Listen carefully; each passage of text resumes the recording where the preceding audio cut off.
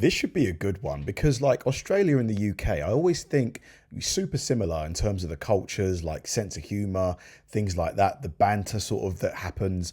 But there's got to be a ton of differences because, not just because of the geography of the countries, but, they are two separate countries at the end of the day. But what are they? As someone who's not been to Australia yet, like, so that I can, when I do visit, I'm not completely sort of like sticking out like a sore thumb. Things Australians do that completely feel normal there. But when you come back to Europe, you suddenly realize, oh, that would absolutely not work here. And the weirdest part is Australians don't notice half of them. And now that I live back in France, here are the things that stood out the most to me.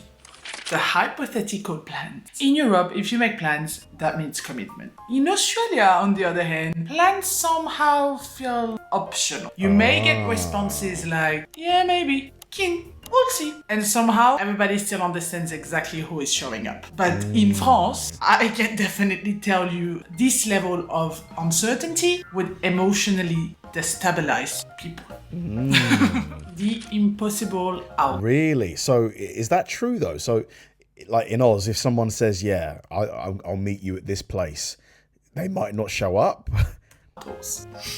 You will see Australians sitting outside in strong wind, half raining, with a tiny outdoor heater doing absolutely nothing.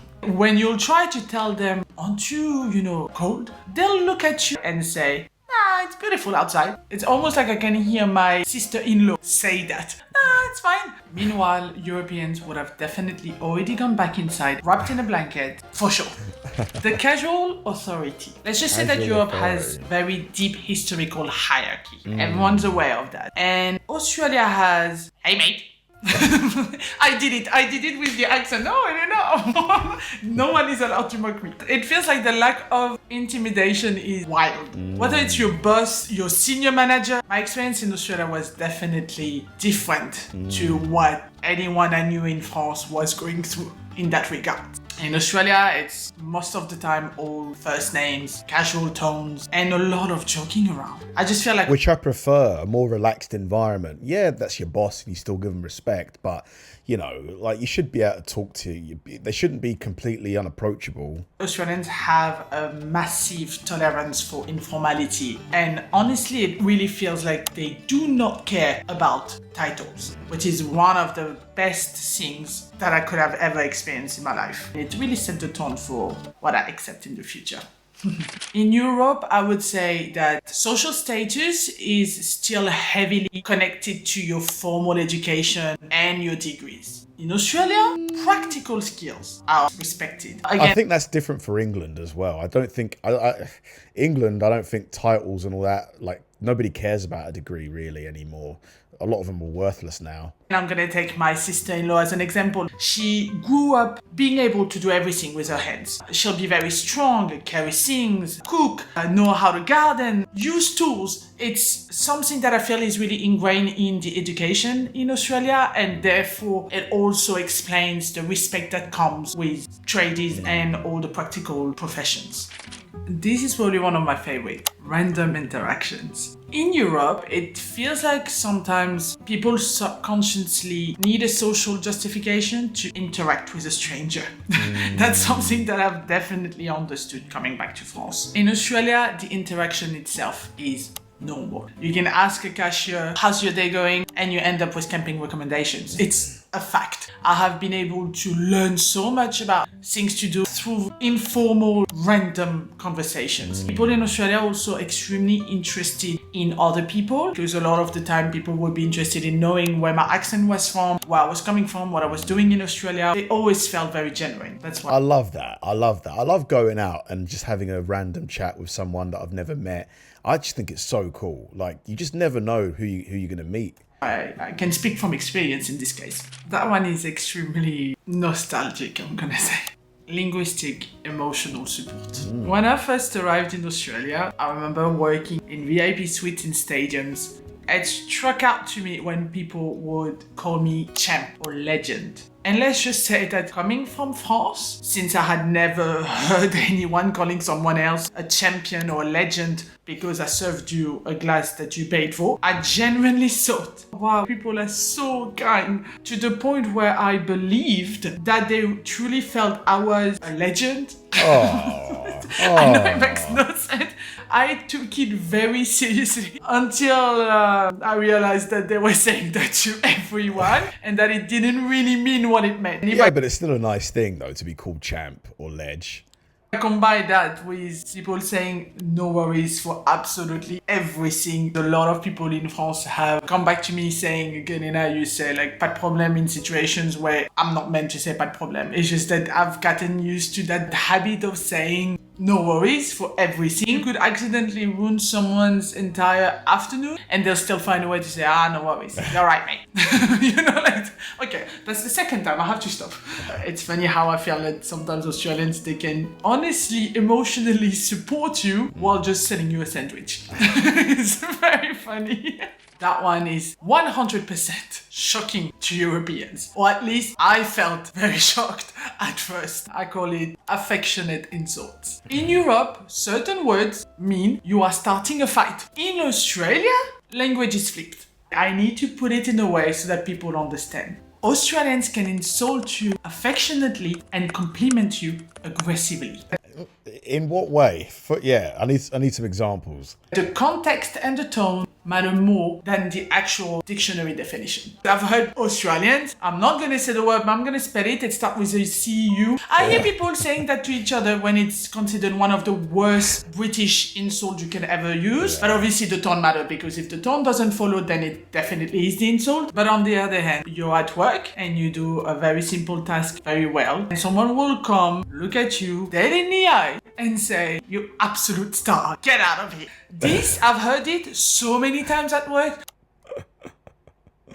Get out of here. I just did a task. This is the one everyone talked to me about when I came back to France. I know for a fact that definitely every European in the room could never bear. And it's coexisting with monsters. With monsters? Oh, what, like the snakes and all of that stuff?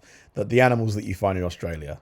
Europe, and I'm gonna say in France just in case, if someone sees a medium-sized little tiny house spider, someone could honestly reconsider their whole lease. I've seen friends feeling that way, reacting that way to ridiculous tiny insects. And the first thing they say is, well, obviously now that you've been in Australia, for you, it looks like nothing. And I say, but it is nothing. It's a peanut. But yes, it's true. I've had at some point to cohabit with a massive huntsman. When I think about it, I'm like, ooh, it was just randomly walking exactly like this, like behind me on the couch. I didn't realize it until it decided to go down and then walk between the TV and me. And then definitely I was like, okay, I am not in Europe anymore. But no one killed it. We kept it. Also, why? Because my friend huntsmen, they eat the ones that we don't like. The Australians, I think majority of them, they'll have almost like a prehistoric looking huntsman in their living room. Yeah, I've had a lot of comments from people saying that, you know, they've got a huntsman spider downstairs that's like that big. Like, if I saw a spider that big, I'm never coming back here. I'm leaving. Like, Jesus Christ. Like, do you really see big spiders that often in Australia? Yeah, named Gary. He's harmless. He keeps the flies down. It's honestly like that. I love the giant birds, the bean birds. These ones in Europe, you'd be like, what the? Wow. In Australia, it's normal. You walk around and you see them. Even in Sydney, it's completely what kind random. Of bird is Even that? The snakes, I'm fine. I've had snakes. I've had all sorts of animals when I think about it. And you really coexist with them. And I don't want to kill them. Now this one, the unstructured social life. I'm gonna just call it like that. Obviously, it really feels like in Europe when we host, it's usually very prepared, very formal. I'm not gonna lie, it feels more performative than what I've experienced in Australia. An Australian social event, I mean, unless it's like super formal, you can be barefoot, you'll have barbecue smoke blowing in your eyes, paper plates, someone will definitely forgot the ice, there's gonna be like random folding chairs, and I absolutely love that. everyone still have a good time. Massive 4-wheel drive. In Europe, obviously, our car... It just seems like the theme to this is that Australia's a lot more laid back than France in particular. Like, I have heard that France is very formal, especially at work. You know, if you use the wrong sort of like word to describe your boss or something like that, you can get in big trouble. Cars are smaller and a lot of the time tiny because we have very small, tiny streets. In Australia, almost everybody drives these massive 4-wheel drives. Huge tires, metal bars on the front. That was my car. Snorkels on the side. They honestly look like they're going on a heavy safari. But what's very funny to me, the person who's driving those almost like giant truck, they can a lot of the time be completely barefoot.